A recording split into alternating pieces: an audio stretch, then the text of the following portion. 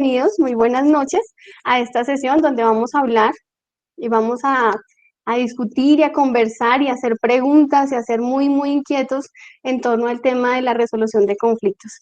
Me gustaría mucho ver la mirada de los jóvenes, ¿no? ¿Cuáles son esas preocupaciones? Quizás no hacer tanto las preguntas de siempre, sino salirle adelante, Iván, con esas preguntas de jóvenes, ¿no? Esa inquietud de por qué estos adultos están tan enloquecidos, qué les está pasando, por qué siguen las mismas discusiones de siempre, de pronto por qué nos quedamos a veces enfrascados en pleitos, en enredos, en problemas que a veces son tan fáciles de resolver, ¿no? Entonces, Iván, bienvenido. Muchas gracias, Berta. Bien, bueno, pues vamos a empezar con unos antecedentes, a ver si no se alargan mucho, sobre el conflicto. El mundo en el que vivimos tiene unas características muy concretas. Vivimos en unas esferas planetarias en las cuales se han formado por efecto de la gravedad, ¿no? La gravedad que va apelmazando esos materiales de las nebulosas y finalmente pues van generando una aglomeración y los planetas, bueno, pues del giro se van haciendo redondos y la característica principal es que todo lo que está en la superficie pues se queda pegado al planeta. En la superficie hay formas materiales, cuerpos, y esos cuerpos tienen unas características. Son cuerpos densos que tienen que estar constantemente nutriéndose, alimentándose, sosteniéndose, y para eso tienen que obtener recursos energéticos, tienen que comer. Y la característica básica, fundamental de nuestro mundo es que esos cuerpos que tienen que comer, a veces no hay suficiente para que se puedan alimentar. Imaginaos los albores de la vida. En los albores de la vida, la supervivencia era la obtención de nutrición energética para sostener el cuerpo, para poder interactuar con él, porque si no lo sostenías energéticamente, pues el cuerpo acababa desapareciendo. Y lo que ocurre es que, a pesar de que el planeta es muy grande, la movilidad de los cuerpos, la movilidad espacial, hacía que en un territorio relativo de movilidad, pues hubiese escasez de alimentos para todos. Y ahí surge el conflicto.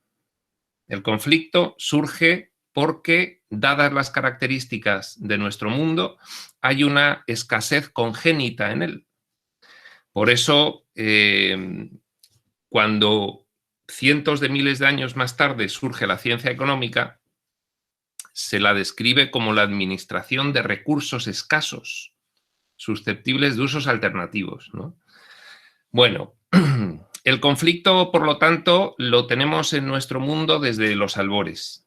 Y cuando las formas de vida van evolucionando, pues van obteniendo, digamos que algunos métodos de supervivencia. Los métodos de supervivencia son aquellos que permiten resolver los conflictos. Si dos animales se encontraban y tenían que comer a otro y solo había uno y el que no lo comía moría y el que lo comía sobrevivía, pues ahí la resolución del conflicto, ¿cómo era? Pues la lucha. Entonces luchabas con el otro animal y el que vencía, pues vivía porque se comía a la presa que disputaban ambos. Esa forma de resolución del conflicto, digamos que ha perdurado hasta nuestros días. Lo que pasa es que hasta nuestros días, según la vida ha ido evolucionando, pues ya sabéis cómo ha sido la teoría de la evolución darwiniana, y según las especies iban adaptándose al medio, unas mejor que otras, y haciéndose pues cada vez más inteligentes, cuando fueron surgiendo los sistemas de procesamiento de información, que hoy en día pues conocemos como cerebros, los sistemas nerviosos, y fueron apareciendo los periféricos de conexión con el exterior, los sentidos físicos. Bueno, las especies van evolucionando y se van haciendo pues más, digamos, periciales en conseguir esos recursos energéticos. Lo van haciendo cada vez mejor, se van especializando, y lo que al principio era solamente una forma de resolución de conflicto, pues se va convirtiendo en otras más especializadas. Pues, por ejemplo, comienza la agrupación. Se da cuenta el ser vivo de que agrupándose, pues tiene más potencia para resolver un conflicto de supervivencia, porque siendo muchos, pues vencen a los que son pocos. Y de esta forma, pues se van generando los grupos. Esto es muy interesante porque dentro de esos grupos también surgen conflictos de supervivencia. Pero fijaos que lo que al principio era solo una forma de resolución de conflicto, que era la lucha, posteriormente, al ser muy grande el grupo, pues hay otro elemento que resuelve el conflicto, que es la disuasión. Cuando el grupo pequeño ve que viene el grupo grande, dice, no voy a luchar porque voy a perder y voy a morir, entonces se retira. Y entonces ese conflicto para conseguir los recursos energéticos, esa presa a la que capturar, pues ya no se resuelve solamente con la lucha, con la violencia, sino que la disuasión aparece. Bueno, con la evolución de la vida no hace falta que vayamos relatando toda la evolución en las formas de resolución de conflictos que hay, porque más o menos ya nos podemos ir imaginando que se van acumulando formas cada vez más sofisticadas de resolución de conflictos hasta que llegamos, bueno, pues a las especies protohumanas, luego a la especie humana y ahí comienzan a surgir pues otras fórmulas como son, pues por ejemplo, la cooperación, como son el intercambio, como son la concesión del poder por el grupo a alguien que represente la ejecución de la violencia en los casos en los que las normas lo prevén, y de esa forma pues empieza a regular cada vez más sofisticadamente la cuestión del conflicto, hasta que, bueno, pues van apareciendo las formas de estructurarse esas civilizaciones, esos estados, con separación de sistema judicial, de sistema legislativo, de sistema ejecutivo, y, bueno, pues finalmente llegamos hasta la actualidad. Entonces, como veis, aunque en la actualidad sigue existiendo la primera fórmula para resolver conflictos, que es la violencia, pues ahora existen muchas más. Y hay una característica que es la que me gustaría resaltar de toda esta evolución que hemos tenido. Y esa característica es muy interesante para que comprendáis las mejores formas para resolver conflictos. Según la vida ha ido evolucionando, según las especies han ido adquiriendo más especialización, más habilidades, ha ido mejorando la fórmula de resolución de conflictos. Finalmente, esto se puede resumir en que según ha habido más consciencia, más inteligencia y más consciencia, más comprensión, más raciocinio, más capacidad de análisis de las situaciones, las fórmulas de conflictos se han ido sofisticando cada vez más. De forma que, aunque todavía prevalece la forma básica de resolución de conflicto, que es la extinción del adversario por la violencia, porque todavía seguimos viendo guerras en el mundo, no obstante, pues ahora mismo hemos llegado a fórmulas de resolución de conflictos tan sofisticadas que prácticamente pues lo que puede llegar a ser un conflicto ni siquiera llega a ser, porque hay una actitud preventiva ante el conflicto.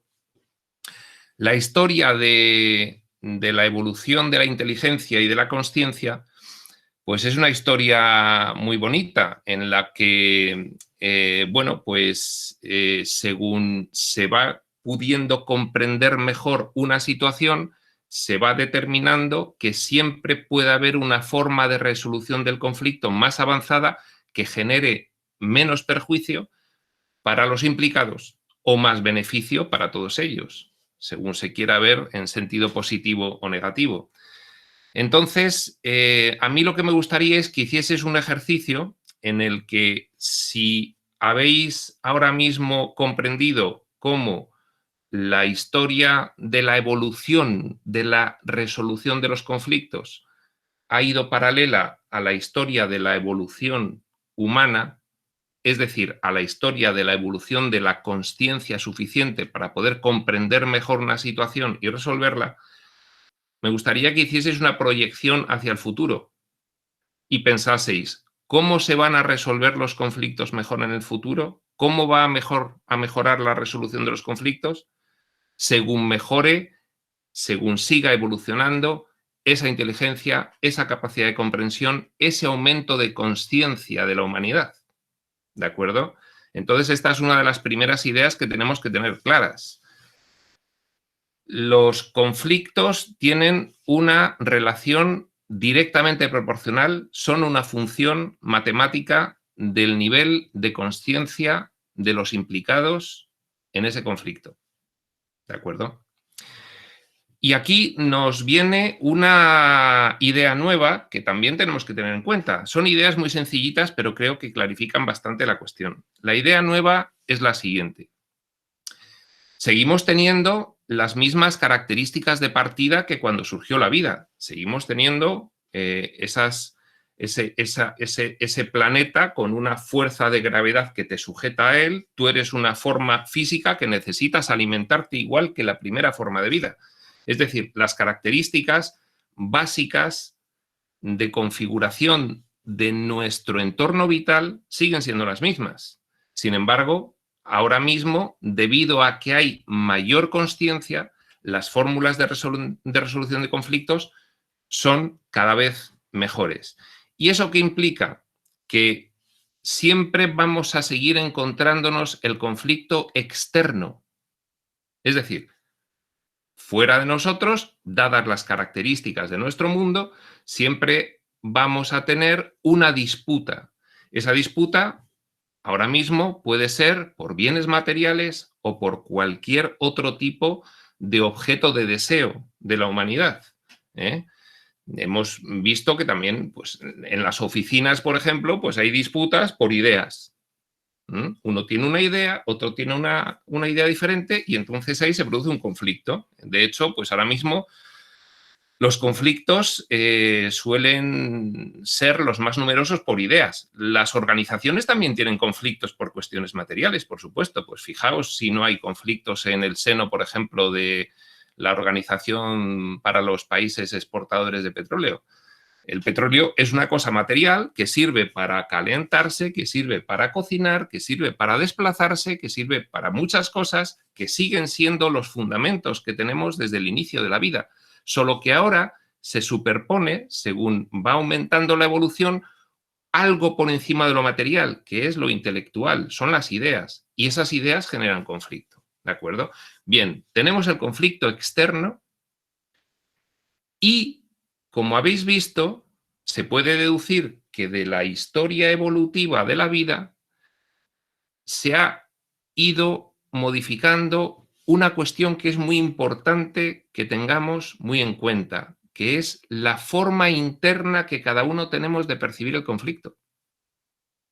Esto es fundamental, porque si bien permanecen ahora mismo incólumes, inmutables, los mismos elementos de configuración básicos de nuestro entorno vital y seguimos teniendo conflictos materiales, no obstante, hemos superpuesto una capa por encima que es la capa de las ideas. Esto también nos genera conflictos, pero ha supuesto un claro avance para resolver los conflictos de base que son los materiales. Pero tenemos que darnos cuenta de que nuestra experiencia de seres que han alcanzado la cima evolutiva, seres de consciencia autorreferente y conciencia moral. Consciencia autorreferente es que eres consciente de tu propia conciencia y eres consciente de tu propia identidad. Conciencia moral es que saber distinguir entre el bien y el mal.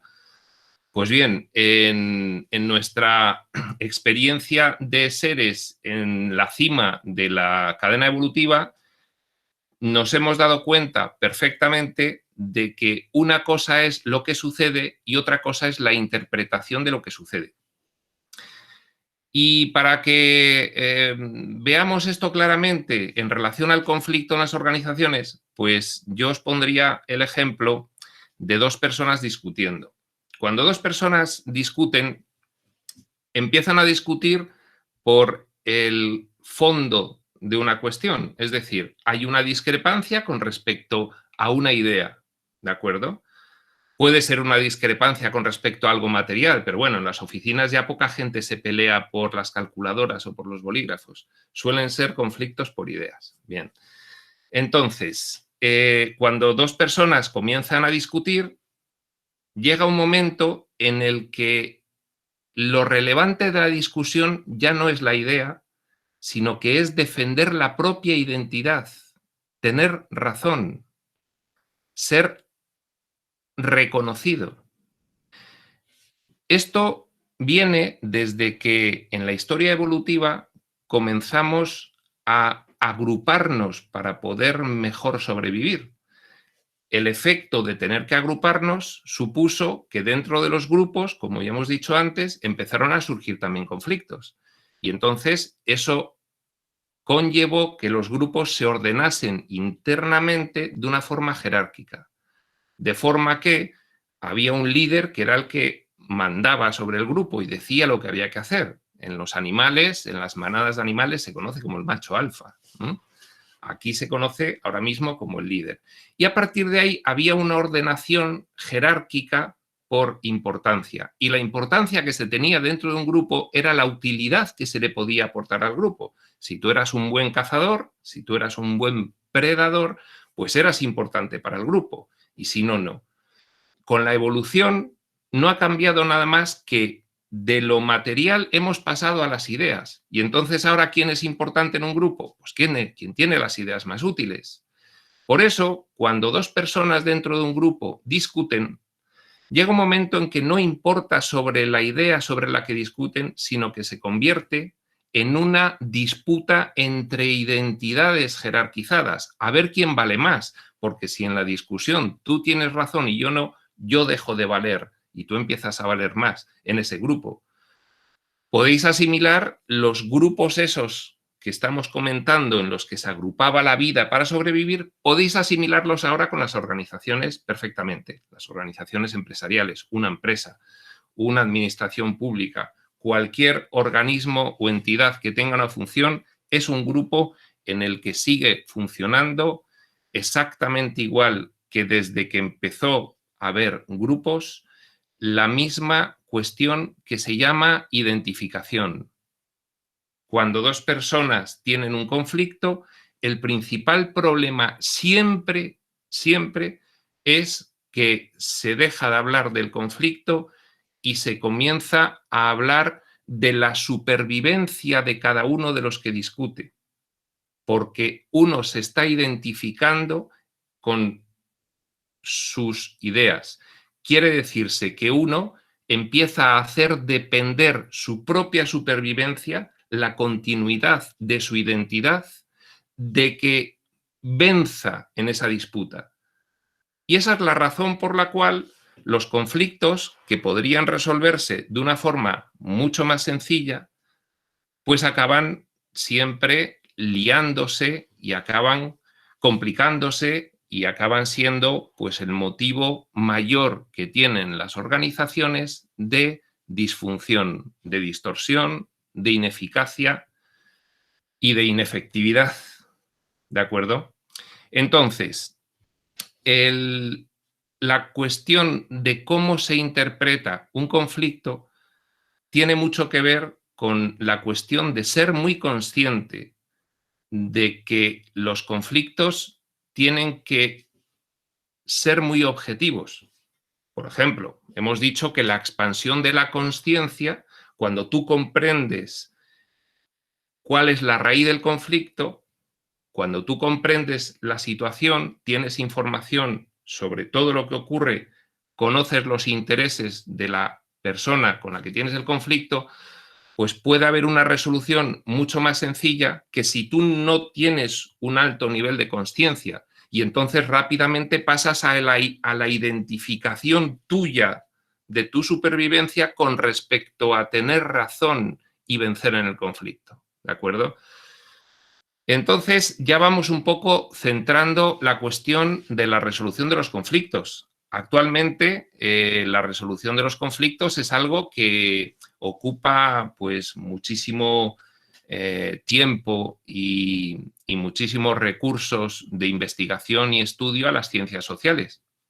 Porque realmente, después de, en 2021, echar la vista atrás a la historia de la humanidad, nos hemos dado cuenta que prever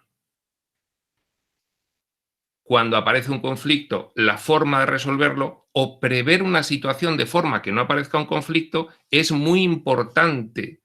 Eso sí que es importante para la supervivencia y mucho más que el conflicto que pueda representar ese objeto material o esa idea que se defiende.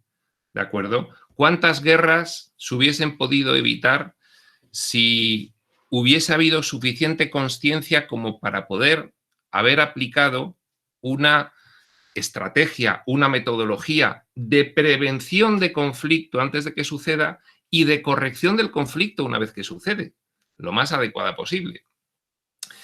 Y bueno, yo creo que como introducción esto puede estar bien, porque a Está, partir de ahí ya es lo específico.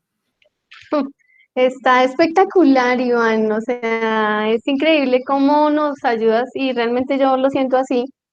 Y uno nunca termina de aprender en este tema porque realmente sí, o sea, cuando se habla de conflictos y me pasa a mí, pues como que uno ya se viene aquí al año 2021 y cuál es el conflicto, pero realmente sí, ¿no? Hacer como esa remembranza, ese memorizar, ¿no? ¿Qué ha pasado a través de la historia y qué nos pasa, ¿no? Que seguimos como luchando por un pedazo de comida realmente, cuando realmente la idea, y me quedo con esa frase, y es que entre más evoluciona el ser humano, más fácil es la resolución de conflictos. Eso me pareció espectacular y creo que me lo voy a llevar toda la semana para contárselo a todo el mundo, de verdad. Bueno, pues empecemos con Carlos Andrés, que está muy, muy juicioso, y pues bienvenido, Carlos Andrés, tienes toda la palabra. Hola, buenas noches, profe, buenas noches, Iván, y pues para todos espero se encuentren muy bien. Como dice Iván, pues los seres humanos por naturaleza somos seres conflictivos, encontramos conflictos en toda parte. Sin embargo, la resolución de los conflictos, una herramienta que se utiliza poco es la comunicación. Los conflictos generalmente se pueden solucionar de la manera más sencilla, así comunicando o expresando mi inconformidad o cuál es el choque que hay con la otra persona. ¿Cómo hacer para que exista una comunicación asertiva y se pueda llegar a una correcta resolución de conflictos? Bueno, pues Fácil. sí, Berta, ibas a decir algo. No, que muy fácil, Iván. Es una pregunta muy fácil. No, bueno, pero toda cuestión tiene su matiz. A ver, la comunicación, por supuesto, que es la regla general, porque si no hay comunicación, pues no hay una exposición de las posiciones de las partes contendientes. Entonces, nunca se puede llegar a una resolución del conflicto avanzada si no se puede comprender al otro, y si no hay comunicación, pues no se le puede comprender. Es decir, la regla general, efectivamente, es que hay una comunicación fluida. Pero aquí podemos distinguir varios casos y vamos a distinguirlos en función del nivel de consciencia. Las dos partes contendientes tienen muy bajo nivel de consciencia. Una de las partes tiene un alto nivel de consciencia y la otra no. Y ambas tienen un alto nivel de consciencia. Son tres casos diferentes, ¿verdad? Si las partes tienen un bajo nivel de consciencia, cuando se den cuenta de que no logran resolver sus conflictos, lo más consciente que pueden hacer es recurrir a un tercero que les ordene la comunicación para poder resolver el conflicto. Es decir, en ese sentido, pues es que ya hay hasta empresas especializadas, consultorías en resolución de conflictos.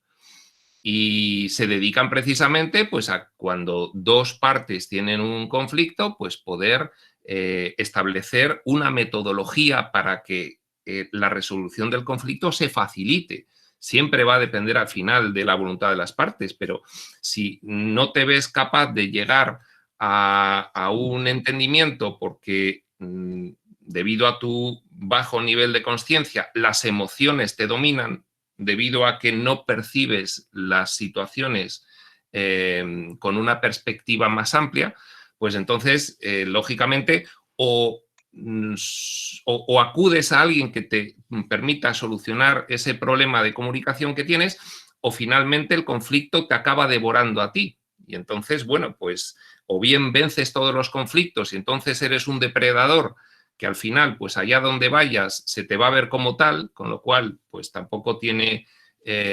demasiada utilidad convertirse en el depredador en un ecosistema, ¿no? Porque si te conviertes en un depredador en un ecosistema, pues al final lo que vas a hacer es ahuyentar a todo el mundo, porque no quiero tener un conflicto con esta empresa, porque esta empresa yo sé cómo resuelve los conflictos, con lo cual, mira, mejor no hago negocios con esta empresa o con esta persona, es decir, le voy a esquivar, ¿no? Entonces, bueno, pues al final se llega al convencimiento de que lo que se tiene que tener es alguien que te facilite la comunicación con el otro, ya que tú te reconoces como incapacitado para ello.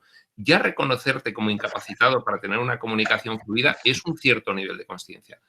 En los otros dos casos, pues la persona, en el segundo caso, que es más consciente que la otra, es consciente de que es más consciente que la otra. Por lo tanto, puede prever esa persona el que no surja el conflicto. Ahí pues tiene una mayor responsabilidad. Y desde luego que ser más consciente es una ventaja, porque puedes tener una perspectiva mucho más amplia de lo que va a ocurrir que la persona que es menos consciente. ¿De acuerdo? Y fijaos, no hablemos ya tanto del motivo de conflicto en sí, material o intelectual, sino hablemos más de la consciencia de cómo vas a percibir tú esa situación para evitar que surja el conflicto o para que una vez que ha surgido el conflicto, si es sobre una cuestión externa, pues no se convierta en un conflicto irresoluble debido a la interpretación que realizas y por lo tanto a el sistema de emociones que va a desembocar esa mala interpretación de lo que está sucediendo, porque finalmente es la activación emocional lo que ya marca la línea de no retorno en la resolución del conflicto. ¿Y cuando hay una activación emocional? Cuando entra en juego la identificación de tu supervivencia, de tu propia identidad, con vencer. Entonces, ahí ya has entrado en un terreno peligroso. Por tanto, en el caso de dos personas, una más consciente y otra menos, pues la más consciente debe ir preparado a la resolución del conflicto de forma que no se enquiste, se pase la línea de no retorno y entonces no haya posibilidad de resolverlo. En el caso de que haya dos personas conscientes, pues los conflictos, como bien podréis razonar, pues serán mucho menos frecuentes y no solo eso, sino que además esas personas conscientes seguramente tendrán pues un código interno de resolución de conflictos para el caso de aquellos pocos que ya surgen, porque cuando ya eres una persona muy consciente, pues tienes una actitud muy preventiva.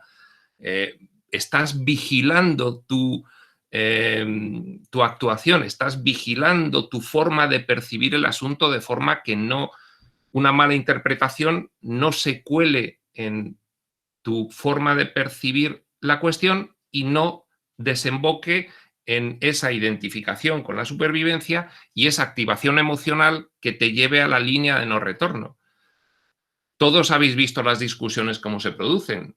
Las discusiones, sobre todo las caseras, pues empiezan con una tontería y acaban pues con un disgusto muy grande. Y todos sabemos dónde está la línea de no retorno, ¿de acuerdo? Entonces, bueno, pues efectivamente la comunicación es fundamental, pero hay que tener en cuenta las diferentes situaciones en las que te puedes encontrar con respecto al otro Y bueno, pues si no eres capaz de mantener un cierto nivel de consciencia, busca un tercero que intermedie, y si eres más consciente que el otro, pues vete preparado, y si los dos sois conscientes, pues entonces ya sí que no habría demasiado motivo para no tener una fácil resolución de cualquier conflicto. Pero pues esto no sería complicado. Ejemplo, en el caso de grandes empresas, hay discusiones de dos personas que son altamente conscientes y sus posiciones son objetivas. Sí. Entonces, la discusión es muy complicada y así entre los dos sean conscientes, pues cada uno va a tener un buen motivo y el tercero, pues va a ser pues complicado. Efectivamente, estás entrando ya en casos específicos. Y has dicho un caso específico muy interesante. Dos personas altamente conscientes que de verdad tienen motivos objetivos para tener una discrepancia. Esto suele ser una decisión en cuanto a qué hacer en la organización. Bueno, ¿y qué hacemos? Y uno dice, pues hacemos esto. Y como es muy pues razonable lo que dice, pues la mitad de la organización le apoya. Y otro dice, no, hacemos lo otro. Y como es muy razonable lo que dice, la otra mitad de la organización le apoya. Y entonces, ¿qué es lo que ocurre? Esa es la situación. Bueno, pues efectivamente la comunicación no se debe perder, eso en primer lugar. No se debe perder la vigilancia sobre los procesos internos propios y los de los que defienden tu postura, para que no se pase tontamente la línea de no retorno del problema, para que no haya una identificación de supervivencia tuya y de tu grupo con respecto a la solución final, y no haya, por tanto, una activación emocional que impida el resultado. Eso son dos cosas muy importantes. Tercera, pues efectivamente, si las dos posiciones son muy objetivas y muy razonables y de personas muy conscientes, y hablan y hablan y hablan, pero no llegan a un entendimiento, pues entonces tenemos acudir a un tercero, o tenemos la cuestión de la negociación para una resolución de conflictos. Las negociaciones para las resoluciones de conflictos son negociaciones muy específicas en las que los expertos, si tú no eres un experto en negociaciones para resolución de conflictos, tienes que acudir a uno. Y entonces el experto intenta el que haya una transformación del conflicto, de forma que las personas que lo sostienen puedan percibir otros puntos de vista que previamente no estaban percibiendo. Pues una típica técnica es, bueno, pues vamos a ver lo que nos une y vamos a ver lo que nos separa. Y vamos a ir analizando si lo que nos separa tiene sustitución por alguna otra cosa que no nos separe.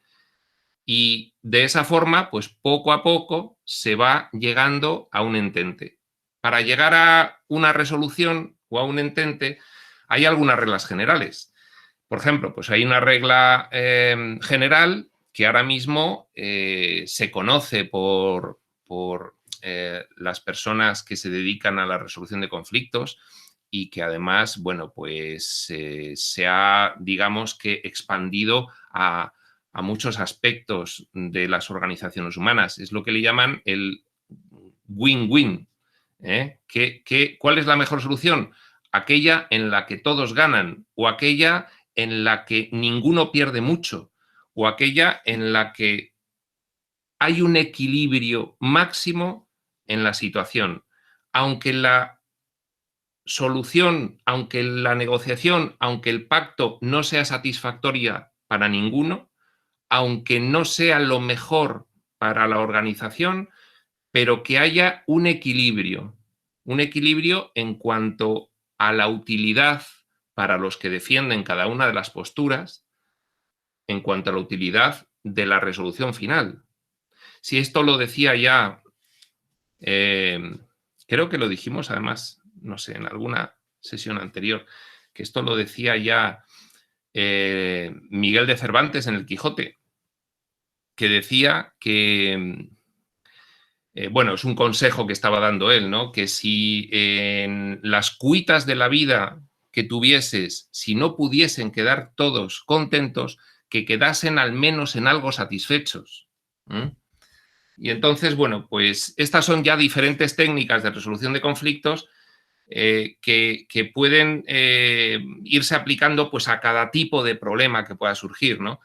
Pero esto ya son casos específicos. Las reglas generales son las que hemos comentado al principio. Muchas gracias. Bueno, Carlos, ahí tienes una gran oportunidad, ¿no? Una gran visión y no sé cómo lo veas, ¿no? Pero vale mucho la pena resaltar esa frase que decías, Iván, y es que depende de la voluntad de las partes. Yo creo que ahí seguimos trabajando mucho en volvernos un poco menos como resistentes, ¿no? A permitirle a la otra persona quizás, ¿no? Un poquito de verdad, ¿no? De también de tenerla un poquito de razón. Bueno, por aquí Lisette nos levantó la mano. Carlos, muchas gracias por esa pregunta porque realmente estuvo excelente. Te felicito. Y bueno, Lisette, tienes la palabra y después Angélica, adelante. Bueno, buenas noches a todos. Mi pregunta, creo que la alcanzo a responder, Iván, con la pregunta anterior. Es que hoy estuve en una reunión del trabajo y se presentó como el tema de eso más o menos y hablaron del caso de los usuarios que, por ejemplo, llegarán a reaccionar mal en caso de que no les guste algo de la atención. Entonces pusieron ahí el caso de una persona que no le gustó algo y lo que hizo fue tumbar los computadores. Entonces mi pregunta es, ¿cómo manejar esas personas impulsivas o que reaccionan así? ¿Recordáis la frase, te contratarán por lo que sabes y te despedirán por cómo eres? Ahí se ve, ahí se ve. Bueno, ¿cómo tratar con estas personas? Pues aumentando tu nivel de consciencia. No hay otra forma. Es decir, si una persona actúa con un bajo nivel de consciencia, este es un ejemplo que has puesto tú muy, muy típico. Persona que se exalta, que se pone violenta, que no admite nada, que es agresiva con el otro, en fin, pues cuando te estás enfrentando a la resolución del conflicto con una persona así, pues podría parecer una solución fácil bajar al mismo nivel de litigiosidad, ¿eh? Bajar al mismo nivel y enfrentarte en ese nivel y plantar cara para que él vea que aquí también hay alguien que puede hacer lo mismo que él y de esa forma pues frenarle. Bueno, pues esa es una solución típica, como la primera idea luminosa y brillante que le viene a uno a la mente cuando hay un conflicto. Pero normalmente, en cuanto esa idea luminosa y brillante se pone en ejecución, pues uno se da cuenta de que no es la mejor idea. No es la mejor idea porque en el mejor de los casos que pudieses hacerle ver al otro que hay otro macho alfa enfrente que le va a frenar y le va a poner el límite, en el mejor de los casos, que eso podría ser lo mejor, el mejor resultado que podría tener esa idea de bajar de tu nivel de consciencia superior al del contrario que la tiene inferior. Eso podría ser el mejor resultado. Pero eso va a generar un semillero de conflictos futuros, porque ya va a haber ahí una rivalidad, ya se van a implicar ahí unas emociones que van a estar siempre a flor de piel en el trato con esa persona. Es decir, es pan para hoy y hambre para mañana, que dice también el dicho, ¿no? Entonces, bueno, pues tendemos a pensar, debido al nivel de consciencia que tiene nuestra especie humana actualmente, tendemos a pensar que la mejor solución es el ataque. De hecho, pues muchas veces en nuestra vida pensamos que algo se va a solucionar atacando.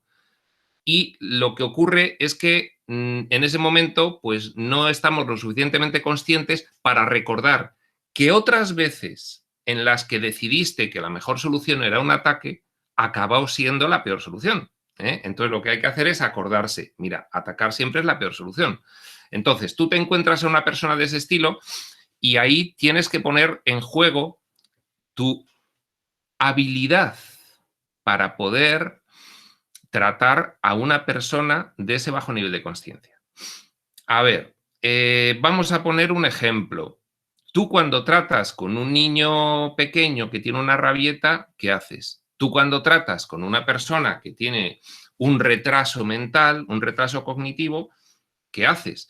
A ti cuando te dicen que una persona está un poco loca y tratas con él, ¿qué haces? Es que ahí está la clave. Es que una persona que reacciona de esa forma y que tiene un nivel de conciencia más bajo que el tuyo, tienes que actuar en consideración a esa situación. Y en vez de bajarte tú al suyo, lo que tienes que hacer es utilizar tu mayor conciencia, pues precisamente para, dado que tú comprendes mejor lo que está sucediendo y es que tú tienes más capacidad para tratar esa situación, pues hacer uso de la responsabilidad que te confiere esa mayor capacidad. Por la razón que sea, en la resolución de este conflicto yo estoy más preparado que esta persona. Pues es que soy más responsable de que el conflicto no ocurra. Y entonces, bueno, pues eso en la práctica te puede sonar muy complicado porque tienes que armarte de paciencia, tienes que... Bien, esa es la visión un poco pesimista. No, hay que armarse de paciencia y soportar a la persona. Bueno, bien, pero es que hay otras fórmulas más sofisticadas para poder conseguir tratar una situación que no sea armarse de paciencia y sufrir a esa persona que es intratable y, uy, Dios mío, que tengo una reunión con él y entonces voy ya como cordero al matadero, voy ya diciendo, bueno, voy a ir con toda la paciencia. No, hay otras fórmulas. Las otras fórmulas es hacer uso de tu mayor capacidad e inteligencia para conseguir que esa persona llegue a comprender que hay vías diferentes de la que él utiliza. Y bueno, pues tú inicialmente tiendes a pensar que eso es muy difícil, pero sin embargo hay empresas que se dedican a eso, porque hay gente que lo ha estudiado y lo tiene muy claro, que hay fórmulas para conseguir no incrementar el nivel de belicosidad o de litigiosidad de un conflicto, sino reducirlo. Eso en cuanto al aspecto práctico. Pero lo más importante aquí es que tú tienes que mantener tu nivel de conciencia y estar constantemente recordando que el conflicto no debe pasar del contenido, del fondo real del asunto, a una identificación tuya con el resultado del conflicto, de la cual va a depender tu identidad y tu supervivencia, porque en cuanto eso ocurra, bajas a su nivel y empiezas a defenderte como si estuvieses en la época de las cavernas. Y esa siempre va a ser la peor solución.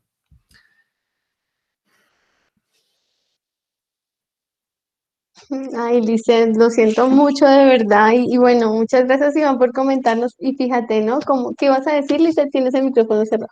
Sí, iba a decir que sí, otra solución en ese caso no sería de pronto llamar a la policía o algún tercero que pueda mediar como esa situación. Bueno, ahí hay una regla que suele funcionar y es no reaccionar. No reaccionar, es decir, bueno, pues una persona se acaba poniendo agresiva y tú sigues actuando como si no. Y no reaccionas. Llamar a la policía es una resolución del conflicto de escape, mira, como no hay quien pueda contigo, vamos a llamar a la policía. Entonces, bueno, pues puede que no quede más remedio en algún momento determinado, efectivamente. Si esa persona pues, va a agredir a otra, pues al final, pues efectivamente hay que llamar a la seguridad. Sí, eso es una cuestión práctica. Pero como eficacia en la resolución del conflicto, como utilidad, como máximo resultado, siempre es que tú mantengas el nivel de conciencia suficiente como para no entrar en ese juego. Y entonces, bueno, pues en la práctica una de las formas es no reaccionar. Y para no reaccionar tienes dos vías. O disimulas la activación emocional que te produce o te entrenas tu mentalidad para percibir de otra forma esa situación. Si entrenas tu mentalidad para percibir de esa forma esa situación, pues puedes llegar a comprender que esa persona pues tiene menor nivel de conciencia que tú, tiene una disfunción psicológica o emocional, tiene problemas en su vida que, bueno, pues que al final acaban manifestándolos de esa forma, o ha tenido una vida pues muy traumática, y entonces esa ampliación del espectro de comprensión de lo que le ocurre al otro te sirve a ti para, al percibirlo, poder activar unas cuestiones que son fundamentales para mantener el nivel de conciencia, que son la comprensión que te lleva a la compasión.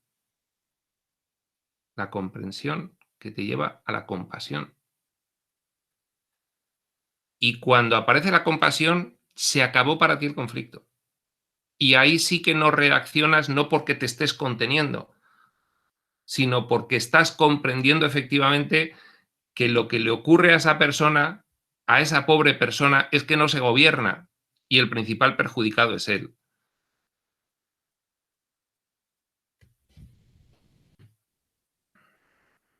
Listo, vale, gracias.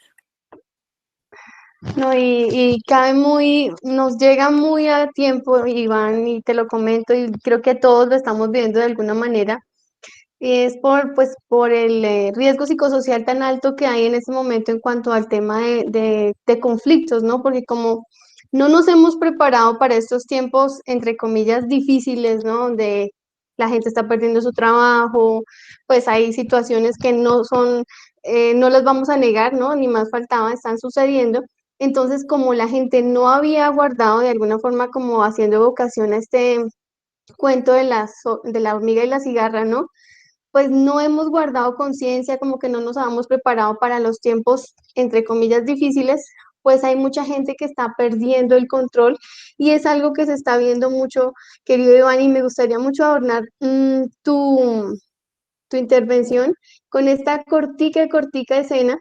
Es una película de niños, yo voy aquí a ponerle, bueno, no es de niños en realidad, pero es muy interesante. Démosle una mirada, por favor, Lizeth, no te me desconectes para darle como fuerza a lo que Iván nos está comentando. Vamos a ver.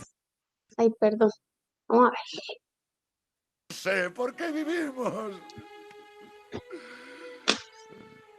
Mi madre murió 7 días después de que yo naciera. Pero no me dejó solo. Sé que ella sigue protegiéndome. Si he tenido la oportunidad de conocerte, es porque mi madre me trajo al mundo. Igual que los árboles, los ríos y las montañas. Todos estamos aquí por alguna razón. Para mantener el equilibrio de la naturaleza y estar conectados con todas las vidas. El equilibrio se perdería si no estuvieras aquí. Tú también vives para servir a un fin importante. ¿De veras? Yo también. Sabes que alguien se ha salvado gracias al hecho de haberte conocido. Y seguro que cuando naciste, diste muchísima felicidad a tus padres. Estoy convencido de que la madre del príncipe fue más feliz por lo bien que la trataste. Incluso el príncipe Virudaka habría agradecido que fueras bueno con ella. ¿No crees que tengo razón? ¿Es eso cierto? ¿Tiene sentido mi vida? Yo reconozco que he hecho daño y he matado a mucha gente. ¿De verdad crees que puedo vivir a pesar de mis pecados?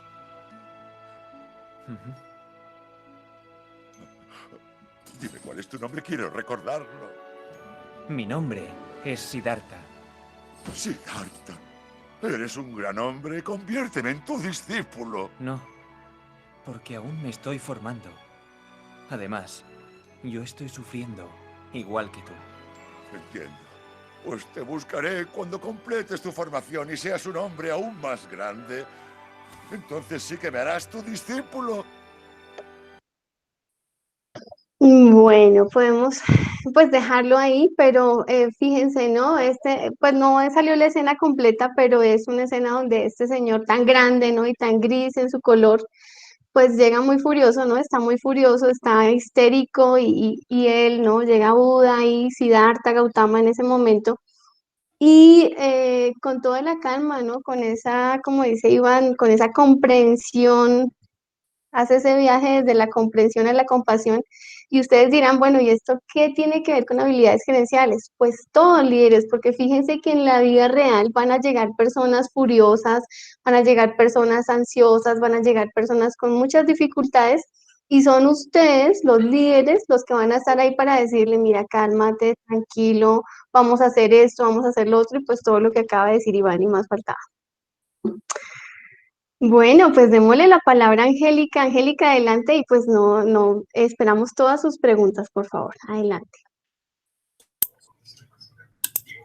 Hola, profe. Hola, Iván. Buenas noches. Hola.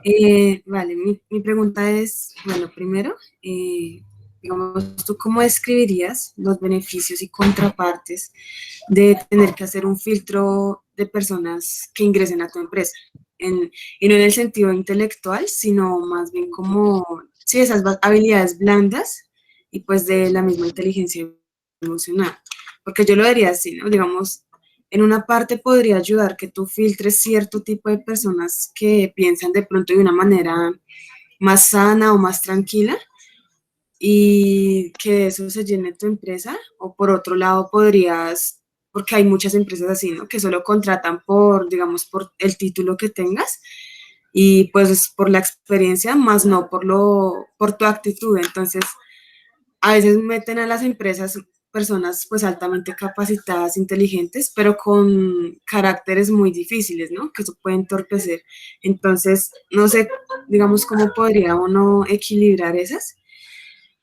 Bueno, dejemos esa. Y tenía otra, que es, si tú consideras que es necesario que exista un mediador en una empresa que, o sea, que tenga como esa formación para arreglar esos problemas, o si tú crees que eso de pronto es más factible que se capaciten a los jefes, a los supervisores en estas habilidades para que puedan resolver esos problemas, porque pues yo creo que toda la vida se van a seguir presentando, pero pues es bueno esa formación.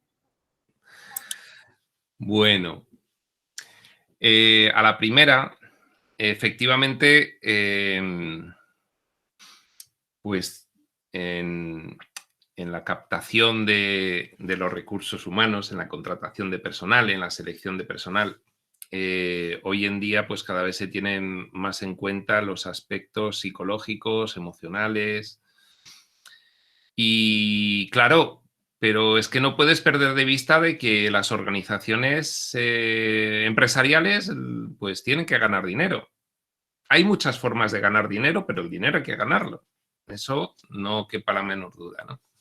Entonces, bueno, pues dentro de unos requisitos mínimos de conocimientos técnicos del cargo que va a desempeñar esa persona, que tiene que tenerlos, pues lógicamente la cuestión de su estabilidad psicológica y emocional va a ser la segunda cuestión más importante, porque si tú contratas a una persona muy estable emocionalmente, pues si no puede desempeñar su puesto, pues no va a poder trabajar ahí.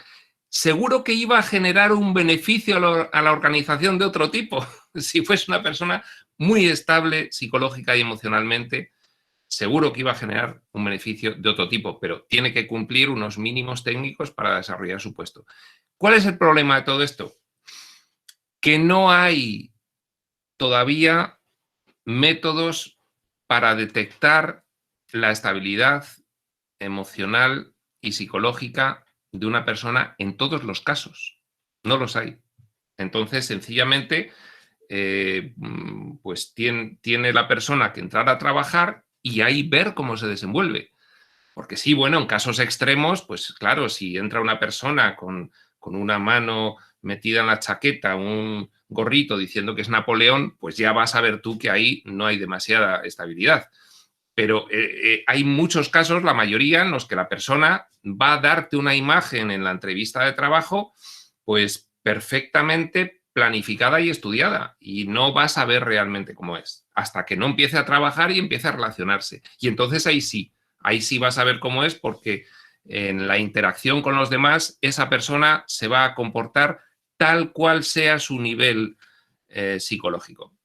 Es preciso y directo, porque va a poder disimular la primera semana, pero a partir de la primera semana se relaja y actúa como es. Y entonces ahí ya te das cuenta de cómo es una persona. Y ya te digo, no es fácil porque no hay métodos definitivos para detectar a las personas que son las aptas desde un punto de vista psicológico y emocional para la organización. La segunda cuestión, ¿qué es mejor? ¿Si tener un mediador o formar a los directivos? Pues lo mejor es las dos cosas, eso está claro. Si hay que elegir alguna de ellas, yo creo que es mejor formar a los directivos, porque el mediador muy hábil tiene que ser si es que quiere solucionar o suplir una falta de conocimiento en este campo de un directivo, una falta de psicología del directivo, una falta de inteligencia emocional del directivo, una falta de motivación del equipo, una falta de liderazgo, una falta de responsabilidad, una falta de conciencia. Difícilmente la va a poder suplir el mediador. Entonces, bueno, pues si hay que elegir, pues yo creo que es más interesante formar a los directivos y intentar pues que tengan al menos algunas claves que puede ser que ellos no acaben convenciéndose de la utilidad de recibir esa formación. Los directivos pueden decir, ya me están aquí intentando formar con cosas que a mí no me importan, porque a mí lo que me importa es la cuestión de la marcha de la empresa y esto lo considero secundario. Entonces puede ser que el directivo lo reciba mal, esa formación, no la acepte. Diga que sí la acepta, porque si no el consejero delegado pues puede enfadarse con él, pero él puede ser que no la reciba bien. Esto sucede mucho con los procesos de coaching que realizan las empresas. Pues a veces las empresas meten, lo digo, como con calzador a la fuerza un proceso de coaching a todos los directivos y luego te cuentan los coaches que la mitad no te estaban haciendo caso. Bueno, pues ahí está la gran habilidad del formador, del coach, y ahí está el que a los directivos que veas que, aunque dicen que sí y reciben la formación, pero no les ves convencidos, no la están admitiendo, pues ahí está la habilidad de darles unas pocas pautas muy claras en las que ellos vean utilidad real.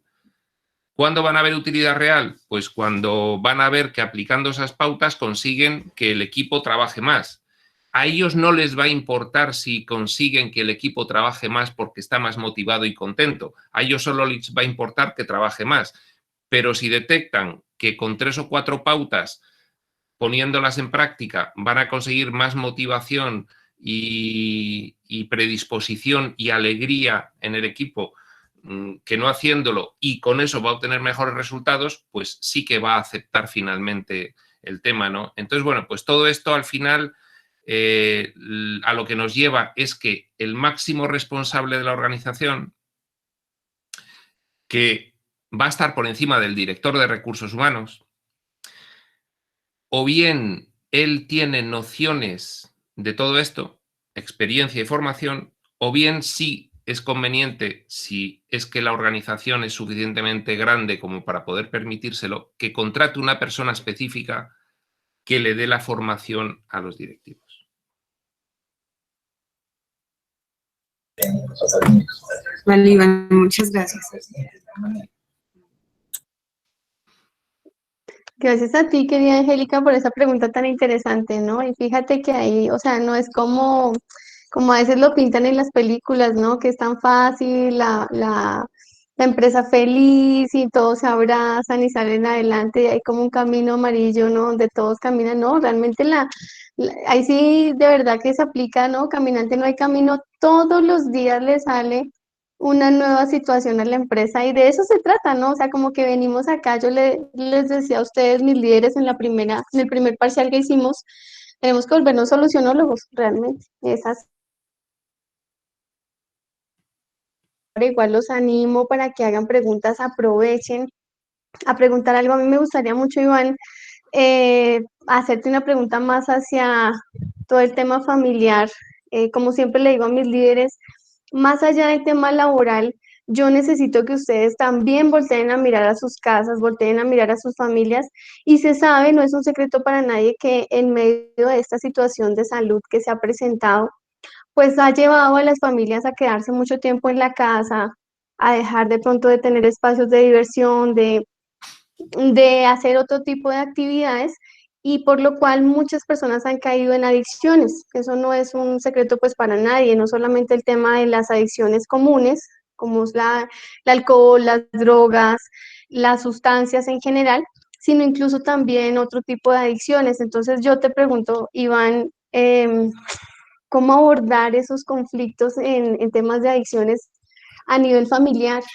¿Qué, qué nos podrías de pronto contar de ese tema tan complejo? Sí, es complejo. Es muy complejo. Es muy complejo porque una adicción siempre es un dolor que se ha reprimido. El dolor reprimido sigue actuando a nivel inconsciente. La persona es tremendamente infeliz.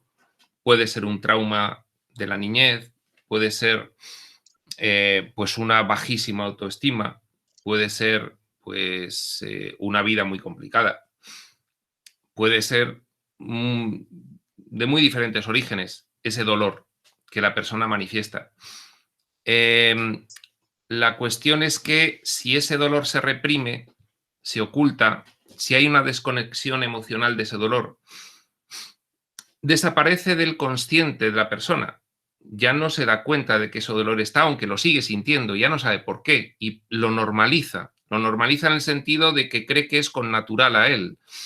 Pero, sin embargo, inconscientemente ese dolor sigue actuando, sigue actuando. Cuando esto ocurre, esa persona, aunque conscientemente no sabe a qué se debe, sí se siente mal. Y de repente, pues comienza a realizar comportamientos que ve que le liberan del dolor.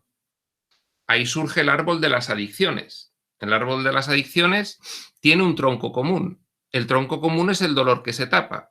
Y luego se puede tapar pues con el alcohol, con las drogas, con el trabajo, con el sexo, con el juego, etcétera, etcétera. Se ha comprobado que una adicción al alcohol se ha solucionado y se ha cambiado por otra adicción, porque el dolor seguía. Entonces, en las adicciones, la primera forma de acometerlas es parar esos comportamientos que son gravemente perjudiciales para la salud de la persona y para sus relaciones. Pararlos. En ese sentido, por ejemplo, pues en el caso del alcohol, efectivamente, ahí la solución primera e inmediata es la abstención. La abstención de consumir. Pero esa no es la solución. Eso es un parche de emergencia temporal, porque esa persona, si sigue con el dolor, va a cambiar esa adicción por otra.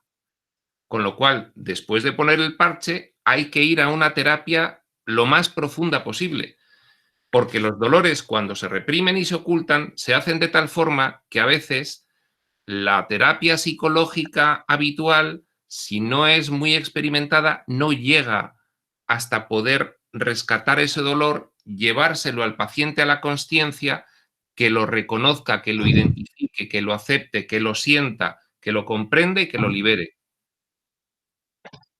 Cuando eso ocurre, sí hay curación real. Bien, esto en el ámbito familiar, pues imaginaos la complejidad que puede tener, porque para esto además la familia de la persona tiene que tener tal nivel de conciencia y de comprensión que, a pesar de estar sufriendo las consecuencias del comportamiento adictivo del familiar, tienen que tener nociones de qué es lo que está ocurriendo. para poder ayudarle, porque si no tienen nociones de lo que ocurre para poder ayudarle, pues sencillamente no lo van a poder hacer. Entonces ahí tienes dos niveles de obstáculos para tratar ese problema. El primer nivel de obstáculo es el que comprendas que las consecuencias perjudiciales para ti del comportamiento de tu familiar adicto no las hace por maldad, sino porque está sufriendo tremendamente de forma interna y la única forma que él encuentra para liberarse del dolor es taparlo con la adicción, y luego esa adicción es posible que le lleve a realizar otros comportamientos porque ya entra en un bucle vicioso y entonces, bueno, pues puede acabar teniendo comportamientos muy agresivos, etcétera, etcétera. Pero claro, el pariente tiene que tener suficiente conciencia para, si quiere ayudar realmente, darse cuenta de cuál es el origen, la raíz y la naturaleza del problema. Y en segundo lugar, cómo se puede ayudar a esa persona. Lo primero, fundamental, hay que parar. Y lo segundo, hay que resolver el problema en donde se encuentra, que es en la causa, que es el dolor profundo, reprimido y oculto que tiene que rescatar. Necesita ayuda especializada, la mejor ayuda que pueda tener, porque son problemas difíciles de resolver. Tan difíciles de resolver son que ahora mismo, pues muchas organizaciones que se dedican a la ayuda de las personas con problemas de adicción, sencillamente reconocen que es una enfermedad incurable, que la adicción es para toda la vida y que por lo tanto el parche temporal tiene que convertirse en permanente y esa persona abstenerse de realizar esos consumos o comportamientos que le tapan el dolor. Yo no estoy de acuerdo con eso. Yo estoy firmemente convencido y sé por qué lo digo de que hay curación, pero bueno, esto es todo lo que os puedo decir sobre este asunto y su gran complejidad, sobre todo en el entorno familiar. Iván, muchísimas gracias porque de verdad nos dan mucha luz. Sabemos que todos, absolutamente todos estamos expuestos a las adicciones. El que esté libre, como dicen por ahí, que tire la primera piedra porque no es tan así, ¿no? Sobre todo en estos tiempos donde la diversión y el espacio de amigos pues es tan reducido y si no somos creativos en ese aspecto, pues definitivamente caemos en el aburrimiento y por aburrimiento podríamos realmente buscar una forma de escape con una adicción. Entonces, pues dejarlo como muy claro, no es un tema sencillo y pues a todos nos puede pasar, así que me parece muy, muy interesante y justamente en las empresas se está presentando mucho ausentismo, mucha falta de volver al trabajo, de pronto incluso personas que están teletrabajando, que están empezando a consumir sustancias y que pues las empresas no tienen cómo pues controlar literalmente esas circunstancias como tan complejas, ¿no? Entonces por eso lo quise mencionar porque justamente pues he escuchado sobre ese tema. Muchas gracias, Iván, y pues bueno, escuchemos a Santiago. Santiago, Te quería hacer adelante. una apreciación más Por favor. antes de que hable Santiago, porque hemos hablado en ese árbol de las adicciones más famosas, porque son las que generan pues mayor perjuicio a la persona y a los que le rodean. Pero como dice Berta, y bien dice, y a partir de decirlo, pues he pensado que era conveniente matizar de que todos en realidad somos adictos a algo. De hecho, hay un tipo de adicción que no es famosa, pero que sufrimos todos, y es la adicción emocional. La adicción emocional es la adicción a reaccionar de una determinada forma ante un determinado suceso. De la adicción emocional surge también otra adicción al conflicto. Fijaos, a veces las emociones son procesos fisiológicos en los que una glándula endocrina, a raíz de un impulso nervioso procedente normalmente del cerebro, esa glándula endocrina suelta unas sustancias que van a las células. Las células, al recibirlas, tienen una respuesta y segregan la sustancia de respuesta que llega al cerebro. Cuando eso llega al cerebro es cuando eres consciente de la emoción que tienes, ¿de acuerdo? Bien, pues a veces las emociones, por ese proceso de segregación de las sustancias que son hormonas que van a todas las células y vuelven, a veces las emociones se convierten en adictivas. Y a veces las emociones que surgen con los conflictos se convierten en adictivas porque tapan un dolor mayor. Entonces podéis encontraros en las organizaciones con personas adictas al conflicto, porque son adictas a las emociones, porque prefieren estar sintiendo algo que no el profundo dolor que llevan dentro, aunque sea ira, aunque sea desprecio, aunque sea algo que, al igual que el alcohol o las drogas, le vaya a perjudicar más de lo que le soluciona, aunque momentáneamente le está a él sirviendo para tapar el dolor mayor. Por lo tanto, cuando pase esa emoción y venga el bajón de volver a sentir el dolor mayor, y además, después de haber generado una situación bastante desagradable, pues es posible que vuelva a necesitar de ese conflicto. Y ahí os encontraréis con la persona tóxica en una organización. ¿Por qué? Porque no puede evitar el conflicto como forma de tapar otra problemática emocional, psicológica mayor.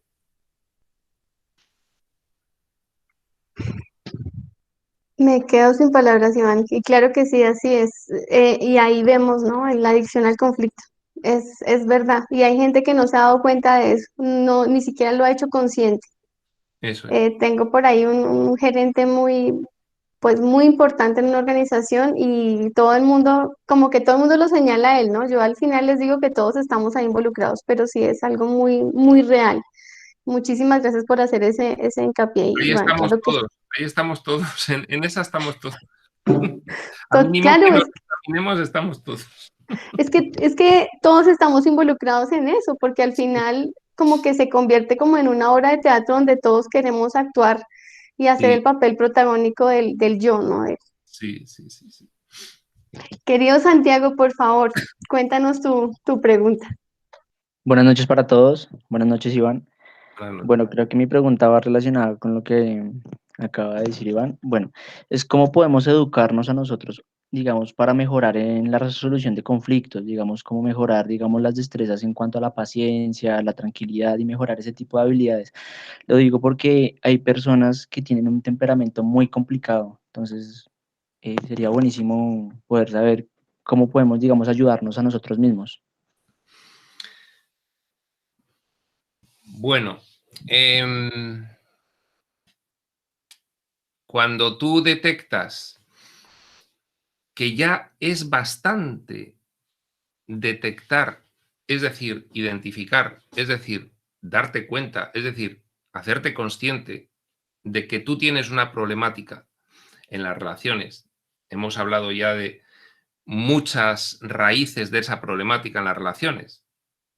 Cuando tú tienes la sublime idea de pensar, es posible que tenga una problemática en mis relaciones, entonces me lo tengo que mirar. Me lo tengo que mirar. Y entonces, bueno, pues ahí tú tienes las opciones de tratamiento y resolución que te da el mundo. Entonces el mundo te da varias. Pues acudes a un curso de desarrollo personal, acudes a un coach, acudes al mentor, o si es tu credo, pues vas a la iglesia y hablas con el sacerdote, vas al psicólogo, vas a cursos, lees libros. Bueno, ahí empiezas a obtener información. Primer paso, comprender qué ocurre y por qué. Eso es muy importante. Vayas donde vayas, obtener información. ¿Qué me está ocurriendo? Tengo que comprenderlo, tengo que saber por qué actúo así. Una vez que tienes información, ¿qué se hace con la información? ¿Qué se hace en las carreras universitarias con la teoría? Se pone en práctica. Entonces hay que empezar a practicar esa información que has obtenido para comprender qué es lo que te ocurre. Esa información implica, te ocurre esto, se debe a esto y se soluciona de esta forma.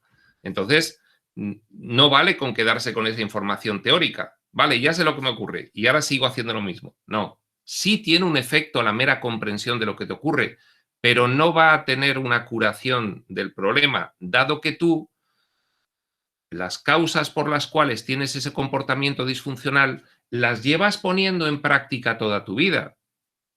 ¿Será lógico que pongas en práctica la solución alternativa a partir de ahí, ponerla en práctica para realmente llegar a obtener una curación? Es lógico, no vale con la mera idea.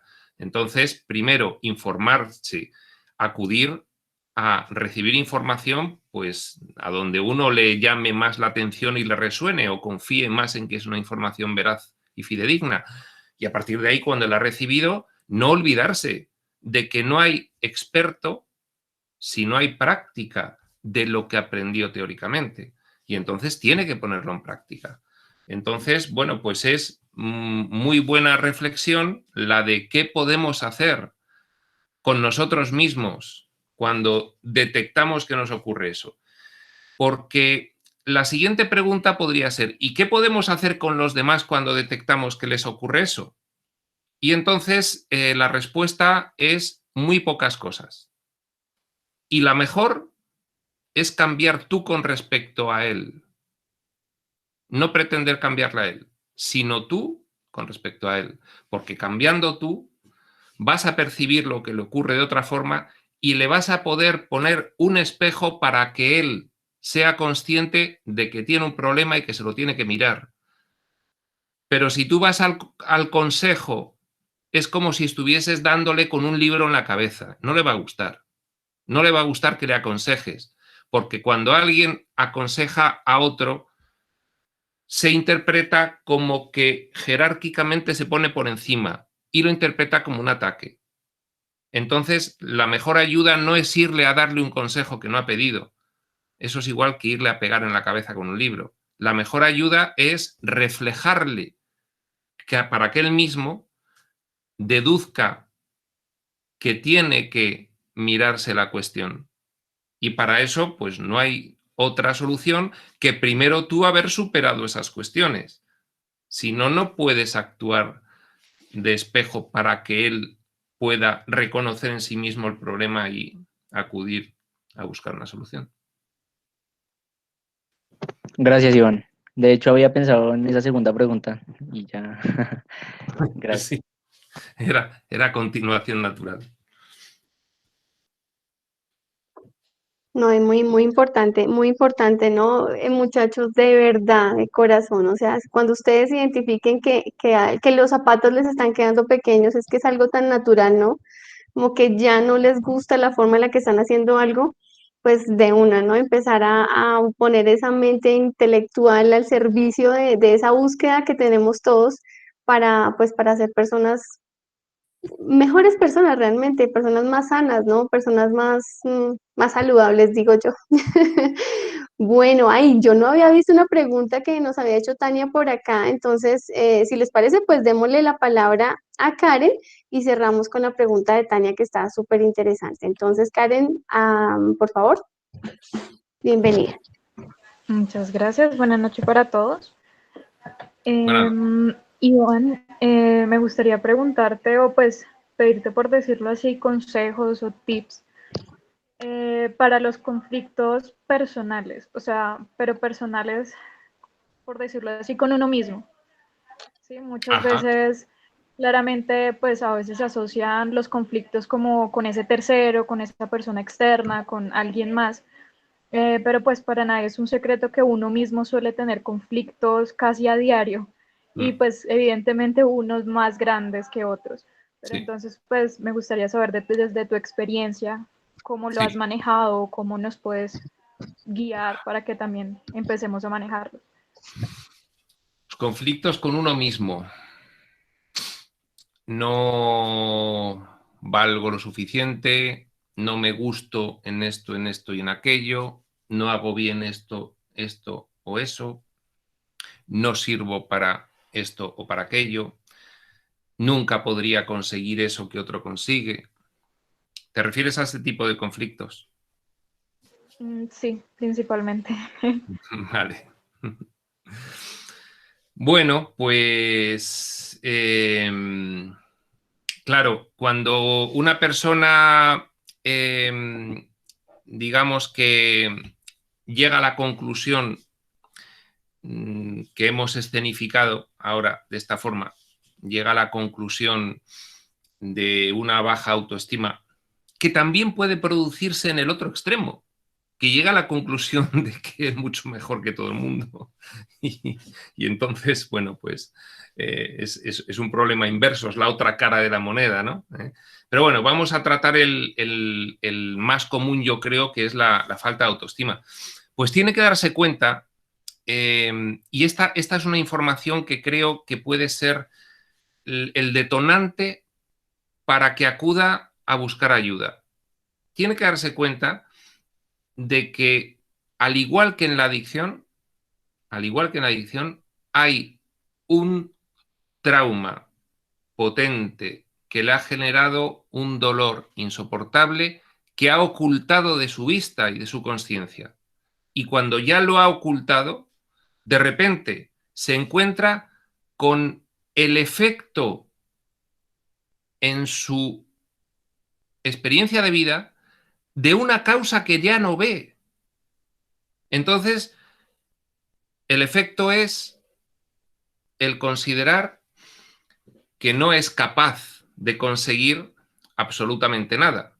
Es una minusvalía propia, es una falta de autoestima. Ese es el efecto.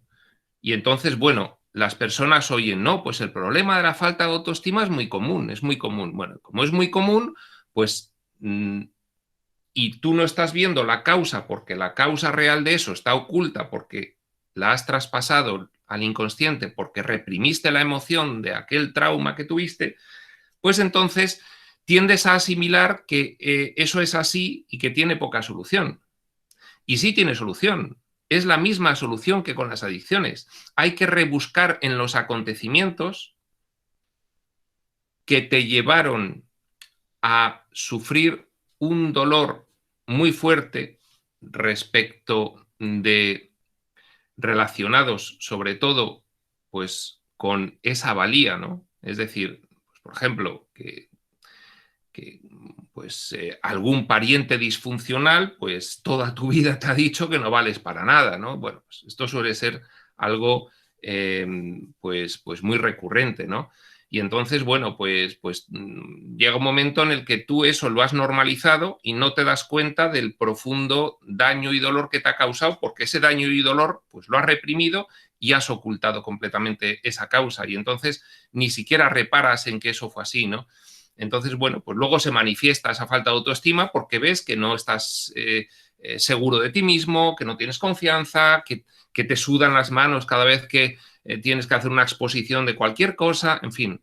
Bueno, pues ahí la idea sublime es si se puede examinar la solución. Sí hay una solución, porque sí hay un problema, aunque no lo veas, y está dentro de ti, y tienes que llegar hasta él y rescatarlo y sacarlo a la luz y verlo ahora, porque esos problemas suelen ser problemas que se producen en la infancia, y entonces es bueno sacarlos a la luz y verlos ahora desde la madurez, porque lo que en la infancia no se comprendió, quizás en la madurez sí se comprenda, dado que tienes más información. Por supuesto, si eres ayudado por una persona que te provea de herramientas conceptuales para poder entender mejor ese problema, ya sea en la psicología, ya sea en informaciones más profundas. Cuanto más profunda es la información como herramienta para afrontar el problema, más efectiva va a ser en la solución. Y entonces, de esa forma, pues, a partir de ahí comienzas un proceso en el que puedes revertir ese problema completamente. Pero la cuestión clave es esa idea sublime de entender que si tú tienes inseguridad y falta de autoestima y falta de confianza, es por una causa que hay en ti y que se puede resolver, que tú no eres así. No eres así, nadie es así. No, es que yo soy así. No, no eres así. Tú tienes un problema que puedes resolver. Esta es la idea fantástica que hay que tener en cuenta, siempre. Entonces, a partir de ahí, si uno quiere seguir con autoestima, es porque, bueno, ya sabe que se puede resolver, pero no lo quiere hacer. Eso ya es otra cuestión. Pero aquí lo diferencial es saber que tiene solución y que simplemente es motivarse para acudir a la búsqueda de esa solución y una vez que se encuentre, comenzar ese proceso.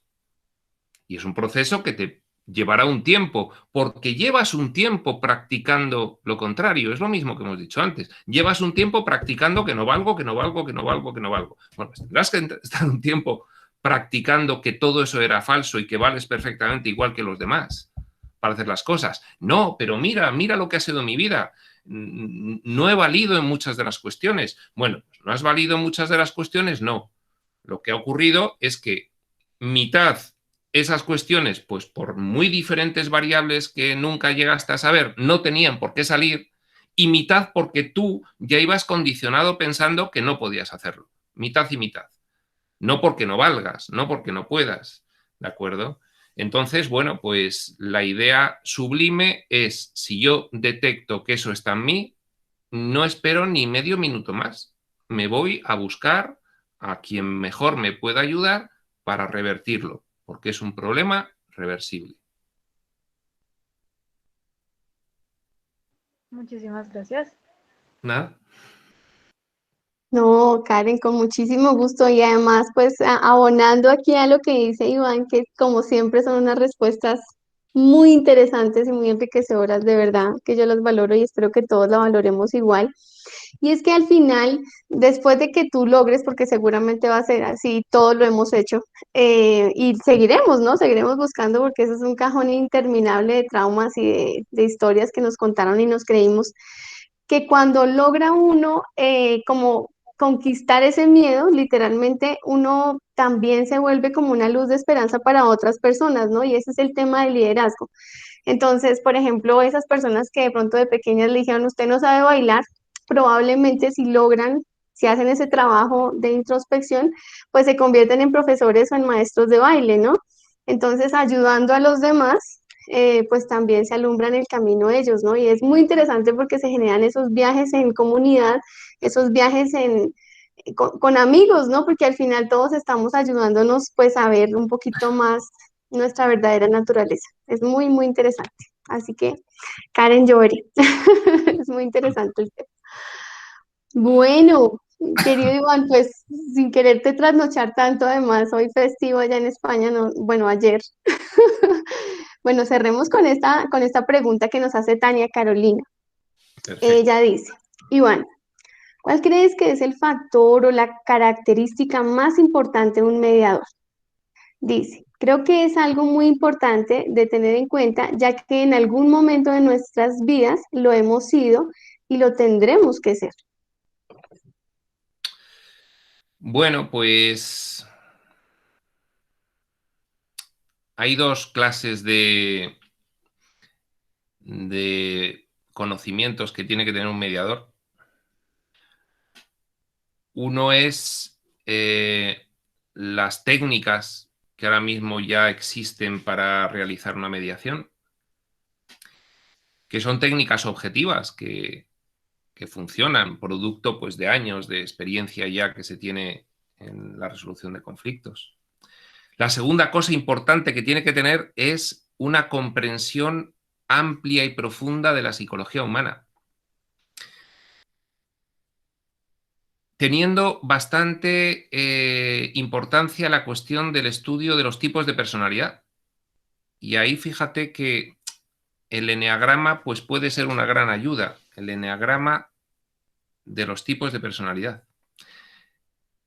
Porque, como ya hemos comentado antes, las personas no son dos personas discutiendo frente a un problema. Son dos personas y sus problemas de percepción discutiendo frente a un problema. Y entonces, ¿qué ocurre? Que si el mediador detecta al enemigo oculto, al boicoteador oculto de esa negociación, el boicoteador oculto de esa negociación siempre es la forma en que se manifiesta la disfuncionalidad de la persona. Se le puede llamar ego, se le puede llamar de diversas formas, pero la forma en que se manifiesta especial la disfuncionalidad de una persona obedece al tipo de personalidad. Y entonces, para el intermediador puede ser muy interesante detectar dónde están los puntos de activación emocional perniciosa que se producen en las negociaciones. Esa activación emocional que decíamos que era el paso de la línea de no retorno, que era lo que producía la identificación con el problema como una cuestión de supervivencia personal, en vez de ser un problema resoluble. Entonces, yo creo que de esa forma, con esas dos cuestiones, por supuesto, la experiencia que pueda tener ya de haber participado en muchos procesos de intermediación, de resolución de conflictos, va a importar, pero esas son las cosas más importantes, el conocimiento de las técnicas aplicables a cada caso concreto, que son muy útiles, y un amplio y profundo conocimiento de la psicología humana.